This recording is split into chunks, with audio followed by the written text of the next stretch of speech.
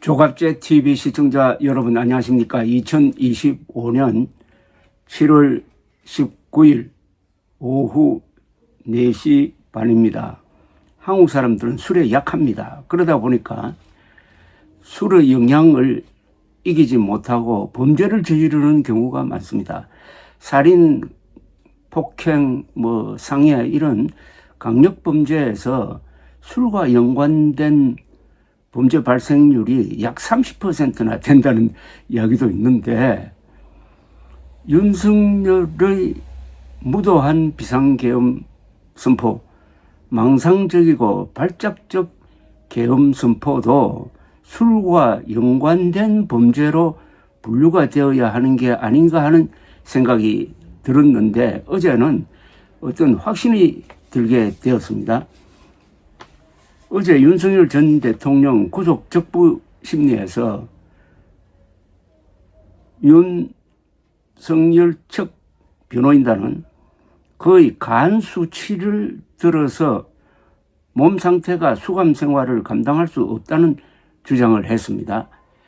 제시된 간 수치는 감마 GTP 320 IU/L로 표시가 되는 수치인데, 이 320이라는 수치는 남자가 정상적일 때 나타나는 수치의 약 6배라고 그럽니다.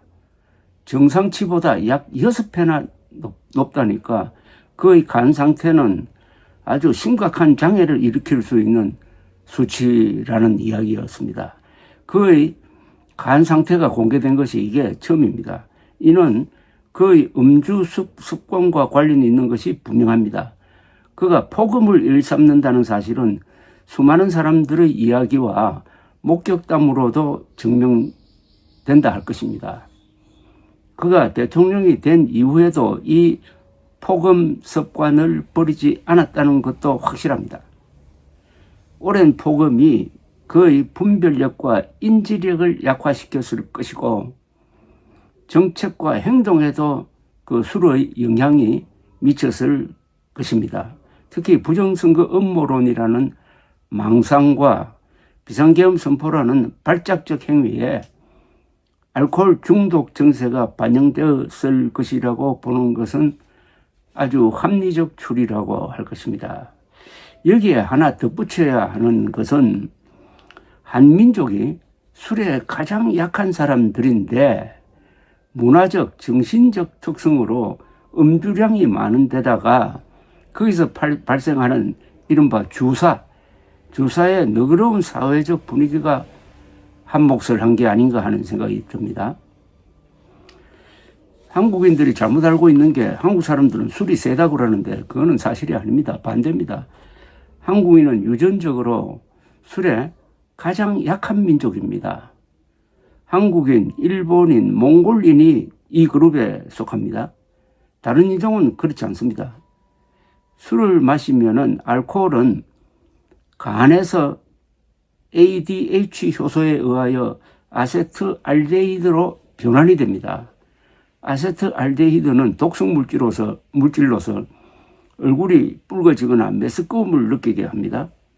그런데 2단계로 이 아세트알데히드는 ALDH2라는 효소에 의하여 아세트산으로 바뀌고, 아세트산은 최종적으로 물과 이산화탄소로 분해되어 몸 밖으로 배출됩니다. 그러면 술기운이 사라진다는 이야기인데, 이 아세트산은 신체상 유해한 작용을 하지 않습니다. 그런데 한국인은 ALDH2 유전자에 변이가 있어가지고 아세트알데히드를 잘 분해하지 못하는 사람이 전체 사람들의 30 내지 50%나 된다는 겁니다. 다른 인종은 한 자리 숫자 이하입니다. 술을 마시면은 아세트알데히드의 독성을 오래 몸속에 지녀 괴롭게 되는 사람들이 2사람 중 하나 꼴이라는 겁니다. 그러니까 한국, 일본, 몽골 사람들이 세계에서 술에 가장 약하다는 것이 되는 거죠. 그런데 한국인의 감성적 기질과 이 술을 권하는 사회 분위기가 결합되어 가지고 1인당 음주량은 세계 전체로 봤을 때 상위권에 속합니다. 이게 문제입니다. 2017년 통계에 따르면 한국인은 연평균 약 12리터의 음주로서 세계 17위였습니다. 음주량이 많은 나라는 러시아, 리투아니아, 벨라루스 등 동구권 국가들인데 한국은 이들 바로 뒤에 아시아권에서는 최상위입니다. 체력은 안 되는데 술을 많이 마시면은 주사가 생깁니다. 근데 한국에서는 주사를 하는 이들이 너무나 많아가지고 이걸 또 너그럽게 봐주기도 합니다. 윤석열도 이런 분위기에 젖어가지고 술을 끊지 못하고 최근까지도 술을 많이 마시다가 결국 사고를 쳤다 이겁니다. 윤석열의 폭음에 대하여 거의 전설적인 이야기가 뜨더라도 이건 문제다라고 생각하는 이들보다는 역시 남자답다라고 여긴 이들이 많았을 것입니다. 특히 그런 폭언 풍조가 만연했던 검사 사회에서는 문제의식 자체가 없었을 것입니다. 문제는 대통령이 되고 나서도 그런 음주 습관이 고쳐지지 않고 더 악화되었을 가능성입니다.